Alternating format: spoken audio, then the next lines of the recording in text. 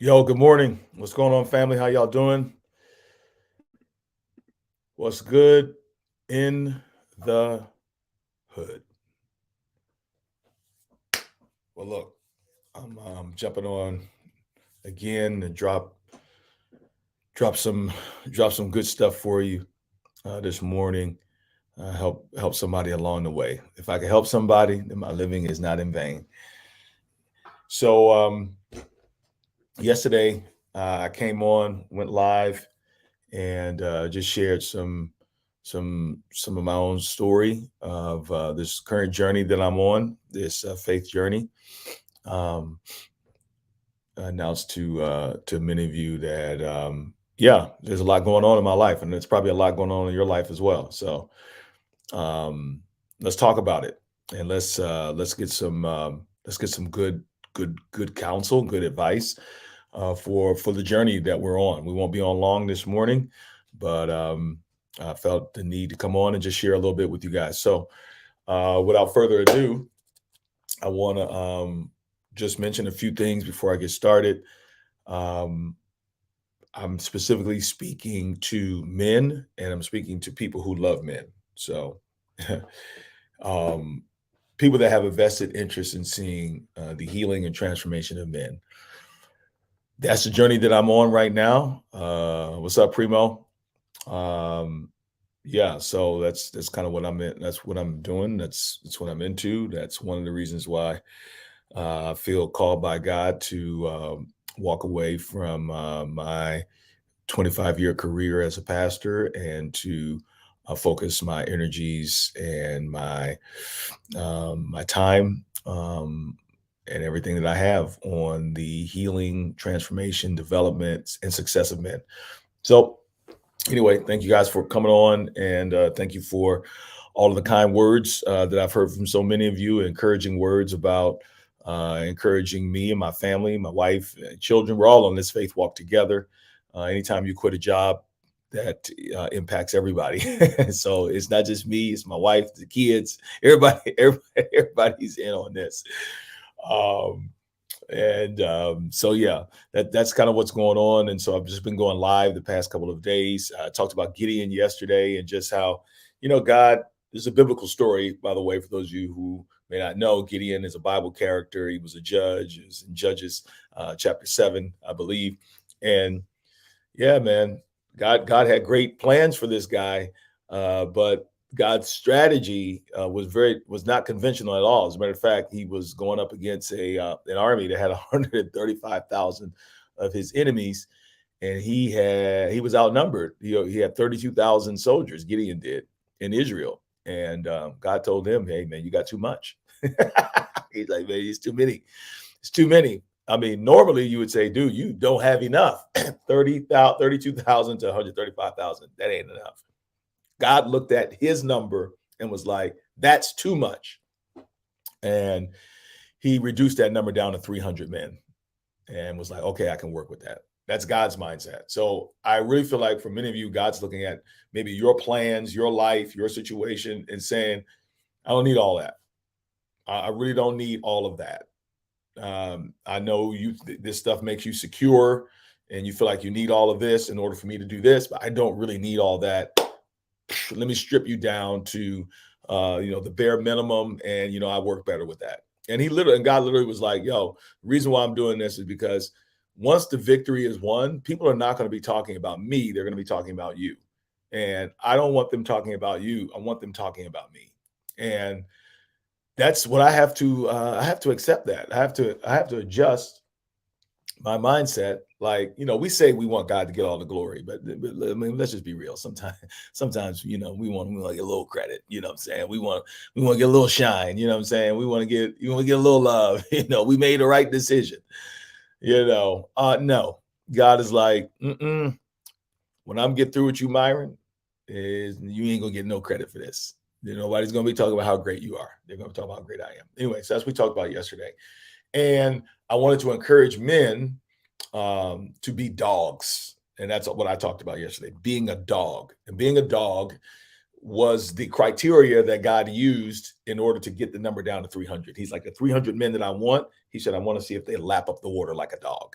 and so the dog mentality was sort of a non-pretentious mindset. That's what we mean when we say we want you to be like a dog. You know what I'm saying? Not, we're not talking about going out, being promiscuous in the streets, mistreating women and stuff like that. But biblically speaking, God is like, I need some dogs, man. It's a term we use in sports. This is the type of person like who's just not too cool, and not too caught up in how people view him. He is willing to really go all in for God and has totally divested himself of, people's perception of him, people's opinion of him, looking successful versus being successful. He's over that. He's just like, yo, whatever, God, whatever you about to take me through, if I look stupid, I'm cool with it. And so that's the journey I'm on. All right. Anyway. Oh man. Anyway, so now, all right. So today I want to talk about what I think is the most important need that men have in life outside of God. All right. Outside of God himself, I want to talk about the most important thing that men need in life, that we don't really talk about a lot, that we need to put this up on a pedestal, and we need to be really pushing this really hard. Let me tell you why I want to bring this up today. The most important thing that men need in life. Let me just put that on here so people just know what I'm talking about. The most important thing men need in life. All right. Here's why I want to talk about this. I saw yesterday, and I posted it on my Instagram page. And this is, everybody listen to me, because this is like serious stuff.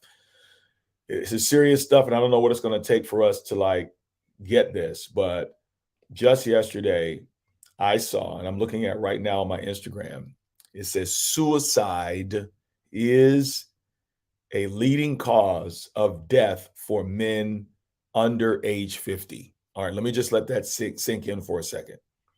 Suicide is a leading cause of death for men under the age of 50 in the United States. Suicide is the second most common cause of death for men under the age of 45. Suicide is suicide. Did y'all hear what I just said? Suicide is the second most common cause of death for men under the age of 45. In Canada, suicide is the second leading cause of death for men under the age of 50.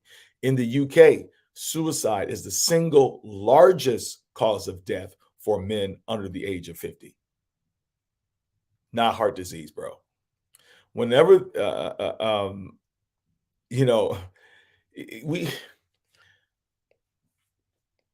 can I keep to sharing the few? It says so. I'm just reading this post. It says men who take their lives are very often in therapy. So listen to me. So I know there's a lot of talking. I'm not anti-therapy, but I want you to hear me. It says often men who take their lives, often they attend therapy. Okay, so they got that part. Okay, a study in the UK found that 92%, 92% of men who took their lives were seeking help. So there are some mental health challenges. So it's not that they weren't seeking help. Many of these guys who took their lives were seeking help. Maybe were in a position. Okay, so 92%. And of the 92%, 80% were deemed to be low risk or no risk of suicide. Now, that's kind of where I want to plant myself. A lot of times when this stuff is happening with men, people are not seeing the signs. And in these cases, they're considered low risk, meaning we don't see any evidence, right? We don't see any evidence that suicide is possible, that there's a potential for suicide or for some kind of major breakdown.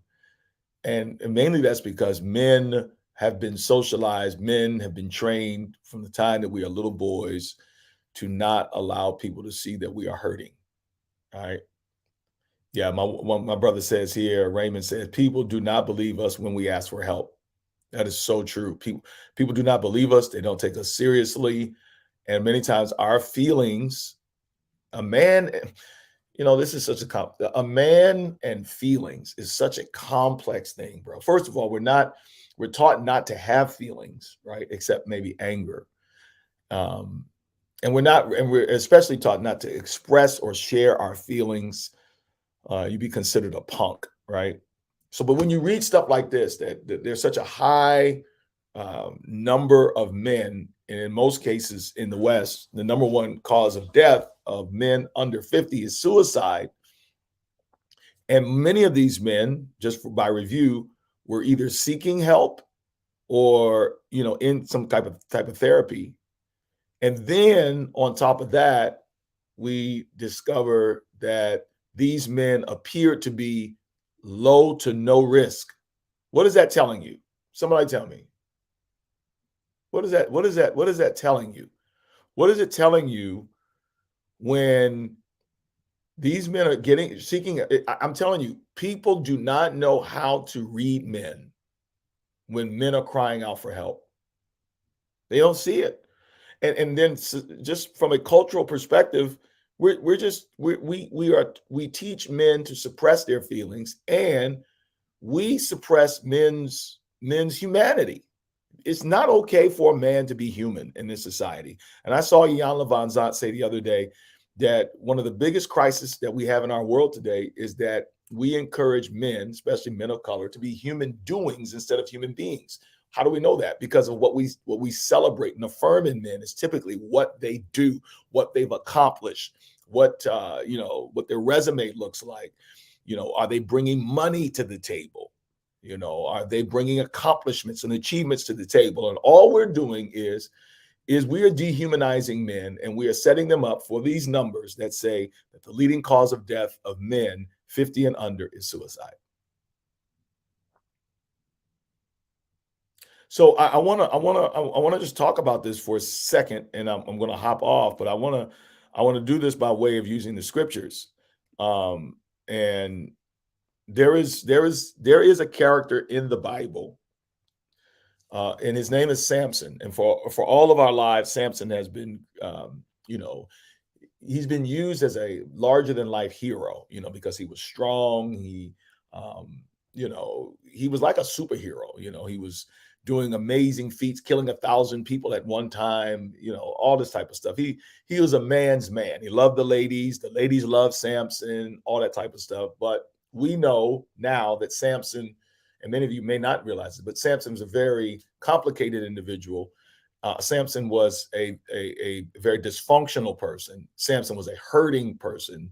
And everything that we see in Samson's life, I don't have time to get into those stories, but everything you see in Samson's life was really a reaction. It was symptomatic of just his personal dysfunction, trauma, and need for healing. So the chasing of the women, the violence, all of these things, it's a typical story of manhood: violence in women, self-medicating on violence in women. And that was pretty much his whole story. And in spite of that, God still used him. Delilah ended up, taking everything that he had, which was really his commitment to God. And then what happens to Samson? The Bible says in verse 29 what happens to him. But there's something here that I want you to see that I believe speaks to the most important thing that men need in life. Because if we're having men that are taking their lives and committing suicide while they're seeking help, then something is missing. We got brothers sitting in the chairs with therapists and they're still taking their lives. We have men who are seeking professional help and they still end it. Death by suicide. The majority of men under the age of 50, the number one killer of men is suicide. Hello, are we listening now? Is anybody paying attention to what is being said? There is a cry that is going out from men saying we need help. And the study said that most of these men that need the most help appear to be no risk to low risk. That's Samson. Samson didn't look like he needed a lot of help. The ladies loved him, and He was, for the most part, successful. He was strong. He was tough. He had all of that going for him, right? He would be considered like a modern day hero until we see the end of his life, where he literally gives up his secret to his success, which is relationship with God, for a woman, for some poo nanny. That's exactly what he did. He was so broken that he was willing to risk the power that God gave him for some poo nanny with Delilah. And she ended up setting him up and getting him killed.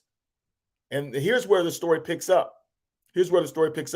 Verse 29, Judges chapter 16, it says, Samson was standing between Samson was standing between the two middle columns that held up the roof, right? The Philistines had now captured him. Delilah had set him up. And now they're about to kill him because they were sick and tired of all that he did to them. And the Bible says he felt around and found one column with his right hand and the other with his left hand. And then verse 30, watch this. Then he shouted, don't miss this, guys. I'm telling you, this is the most important thing men need in life. This is one of the reasons why men are taking their lives at such a high clip. It says in verse 30, then he shouted, let me die with the Philistines. He pushed against the columns as hard as he could, and the temple collapsed with the Philistine rulers and everyone else still inside. Samson killed more Philistines when he had died than he had killed when he was alive. Okay, now, verse 31. I want you to see this, all right? Verse 31, it says, so Samson, I wouldn't consider this a suicide, so to speak. It was really an only option, but if you want to call it that, you could. Either way, he died a tragic death. That's the point of Samson. Samson never lived up to his full potential. That's what I want you to do. Samson, and nobody saw the signs. It appears nobody saw the signs that Samson was imploding, that Samson was self-destructing. And this is what I'm telling you what's happening with men. There's a lot of men out there that look very successful, that are doing very well, and people are missing the signs that these brothers are self-destructing, that they're imploding. And there's a lot of men out there who are crying out. You're listening to me right now. You're looking for, you're looking for a reprieve from all of this, for some peace. And there are some men who are in a very dangerous place. Now, I want you to see Samson and see what I noticed here. I never noticed this, man. I mean, I've been reading this for years, and this never stuck out to me. You try to figure out what happened to Samson. Why was his life such a failure? Why, what happened? He died with so much potential. Joe, exactly. What went wrong, right?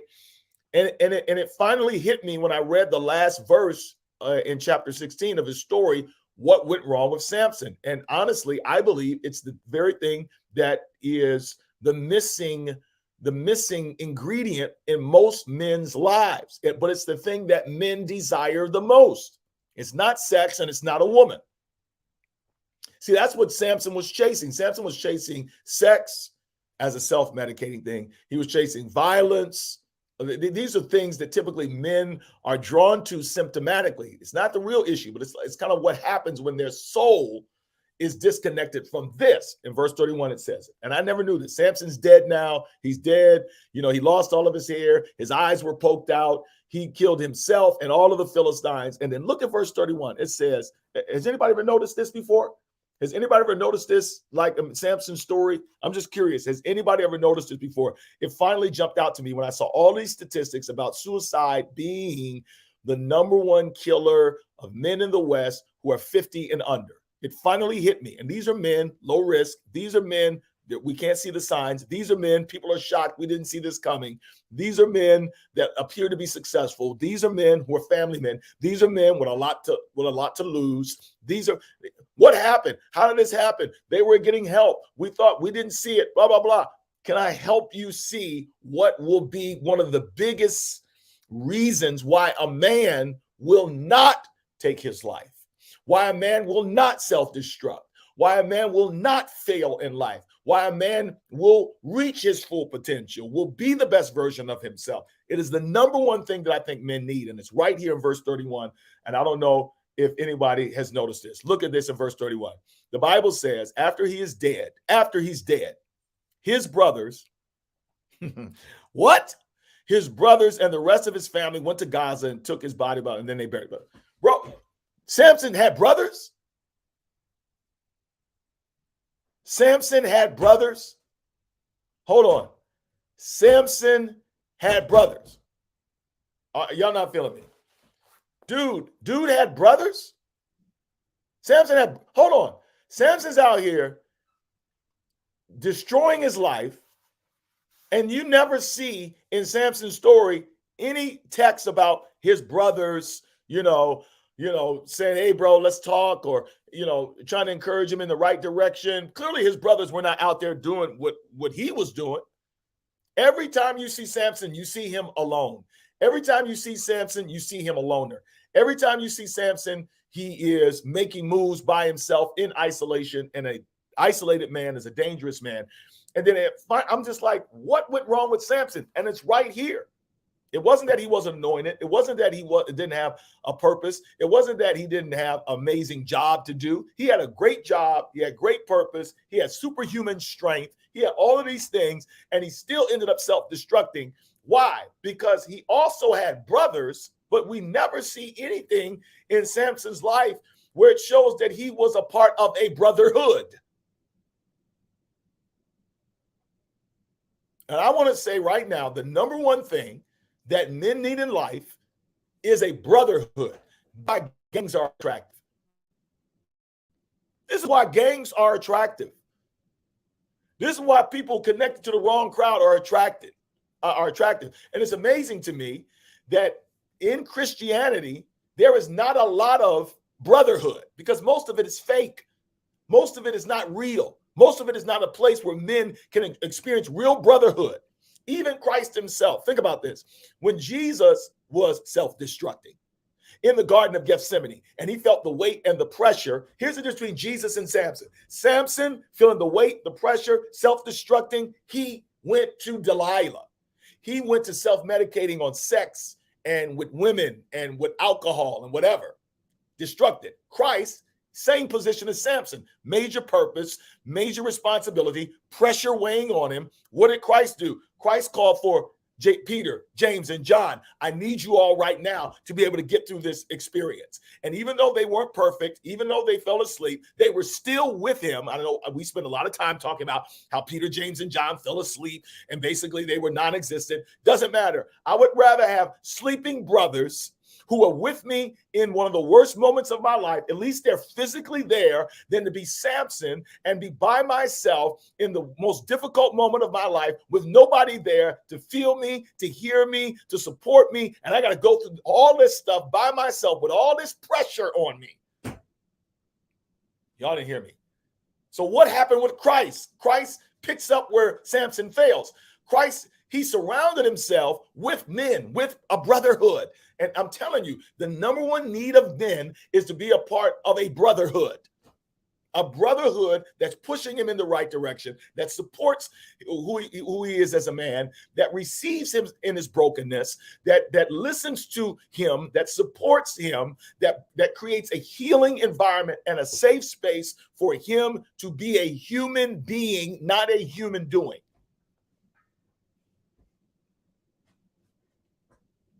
That's it. This is what is missing. This is what is missing in the church. This is what is missing in families. We got too many men out there who are lonely. And there's a study by NPR, as I get ready to come to a close, that said that the loneliest, that we have a crisis, listen, we have a crisis of loneliness in the United States of America with men. A crisis, a pandemic is what they call it. We have a pandemic of loneliness with men. Most men do not have somebody that they are tight with, a brotherhood, brothers that they can roll with and share with and get real with. They don't have that. And so what do you think is going to happen to a man if he's got all this pressure on him, right, to be a human doing and not a human being, all this responsibility? Then you got societal pressure. Then you're dealing with racism, right? And then you're dealing with the pressure of capitalism. You're dealing with all of this stuff, and you have nobody, not even Jesus, hear me, not even Jesus Christ could get through the most difficult period of his life without brotherhood. Who do you think you are? How? Not even Jesus could get through without brotherhood, not even Christ. And this is where Samson failed. Samson had brothers. Now, the question could be asked, well, whose fault was it? Was it that Samson didn't take advantage of the community? That's possible. I doubt it. I doubt it. I feel like his brothers left him hanging, because you don't see anywhere in the text where it says Samson's brothers pulled him aside and said, listen, man, you're destroying your life. We're not going to let you do that. Listen, man, what's going on with you right now? You're acting out of character. You were anointed from the time you were a child. The man had brothers. I don't know if they were younger. I don't know if they were older. It doesn't matter. My point to you is, if a man is in isolation, he is a danger to himself. He is a danger to his family. He is a danger to his purpose. He will not succeed in life. He will only be a shell of himself. You cannot win in life as a man without a brotherhood. That is the most important thing that a man needs in his life. More than he needs a good woman, he needs a brotherhood. Anyway, somebody said maybe jealousy from his brothers. Could have been that his brothers were jealous. I don't know. Either way, they failed him. The community failed Samson. The man had brothers. Unbelievable. This man is out here wrecking his life, and you'll see not one dude from his family, because it also talks about his brothers and the rest of his family. So he had cousins or whatever. Where are they? Where is it? Every man needs brotherhood, period. Anyway, fellas, it was interesting. I said, let me just get on here and share that this morning. And, we'll talk more about this again. But anyway, I want to appeal to you because I really feel called to move in this space and help men to find these safe spaces where brotherhood can happen, right? And let me just drop this on you real quick before I leave. There are 5 relationships I think every man needs to have, while my dog is barking, right? 5 relationships every man needs to have. And I'm going to get into that tomorrow. I'll talk about the 5 relationships that every man needs to have tomorrow, and we'll talk about how these relationships are developed. But in the meantime, can I encourage you today, brother, if you need community, if you need to be around some brothers, I'm telling you, that's typically the thing that separates you from where you are to where you need to be, is brotherhood, my brother. Please join me at the men's Winning Circle Conference. I have set up a conference for men that literally is the solution, I believe, to the pandemic that we're having with men and loneliness and failure and pressure. And we are going to be in Atlanta, Georgia, April 5 and 6. This is our 3rd year, our 4th conference. It's going to be bigger than it was last year. We only have 350 spots. I'm sorry, 300 spots. Sorry about that. Less than that, excuse me. We got like 200 and some spots. You need to get a spot and join us in Atlanta, Georgia for the Winning Circle Conference.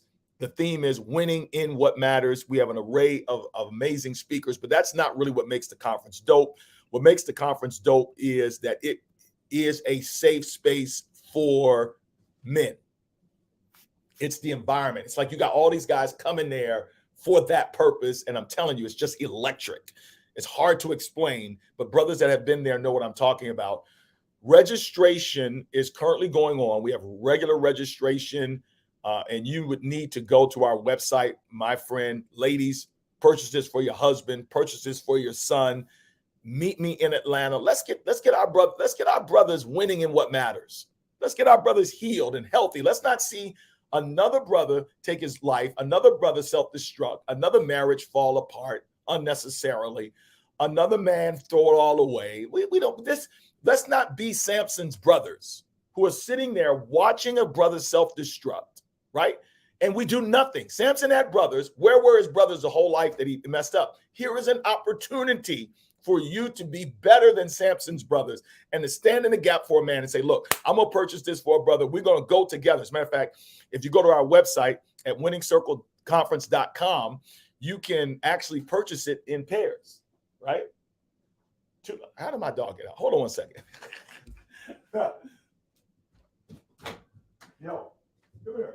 Oh, you got a dog? Yo, I'm tripping. I'm like, yo, how did my dog get out? That was my son. He took the dog out. Yo, man, I was like, what? Yo, so look, fellas, next week, March 11th. So I want you to hear me. March 11th, the prices are going up. Go to the website now and get these discounted prices. You can buy them in pairs. Say, I'm bringing another brother. You'll get some great savings there. You can come alone. That's fine. We have, regular registration, VIP, and then we have a clutch package, which just go to the website and you'll see what I'm talking about. This is an amazing package for certain brothers. That's all I'm going to say. Go to the website. I want to encourage you, register today. I don't want you to have to pay any more than you should have to. And on March 11th, the price is going up. Go and register right now. Samson needed brothers. That's what he needed. He didn't need to see another man self-destruct. And we as men don't need to be minimizing what's going on with us, right? I want to see some of y'all bring 5, 6, 7, 8. Some of you can bring 10, some churches. Pack this place out with men so we can turn this thing around. We can turn this thing around. Some of you, I don't know if I'm going to go. Come on, bro. Come on. Come on. Meet me in Atlanta. Come on. Let's have some fun together. Let's grow our faith. Let's grow in brotherhood. Let's win in what matters. Go to the website today, my brother, and register. Price is going up at the end of the week. I want you to take advantage of the discounted prices that are available to you right now. It's going to be tremendous. We're going to be in Atlanta at the Perimeter Marriott where we were last year. It's just incredible. It's going to be incredible. I'll look forward to seeing y'all there. All right, man. Peace out.